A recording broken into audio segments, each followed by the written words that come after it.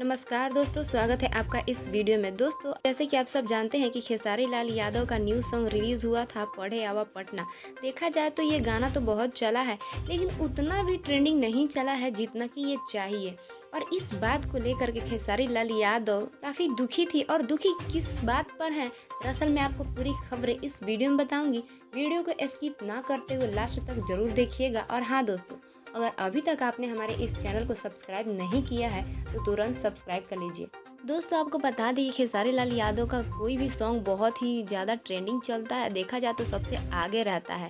हालांकि खेसारी लाल यादव आगे हैं ही, लेकिन इस गाना को लेकर के काफ़ी दुखी है खेसारी लाल यादव। और देखा जाए तो कहीं ना कहीं खेसारी लाल यादव के टीम में ये कमी है कि वो लोग सही टाइम पे गाना को रिलीज़ नहीं करते हैं। अगर करते भी हैं तो लेट करते हैं, जितना टाइम देते हैं उस टाइम पे गाना रिलीज़ नहीं होता है, जिसके वजह से बहुत सारे व्यूवर्स ऐसे हैं जो चले जाते हैं, किसी काम में बिजी हो जाते हैं, जिसके वजह से खेसारी लाल यादव का गाना नहीं चल पा रहा है। इसको लेकर के खेसारी लाल यादव लाइव भी आए हैं, और लाइव भी आ करके बहुत सारे बोले हैं कि टाइम दिया जाता है उस टाइम पर रिलीज़ नहीं होता है। बाकी और भी बहुत सारे कमियां हैं जो उनके टीम में है। तो दोस्तों, आपको इसके बारे में क्या कहना है, आपको क्या लगता है, आप अपनी राय कमेंट्स बॉक्स में ज़रूर बताइएगा।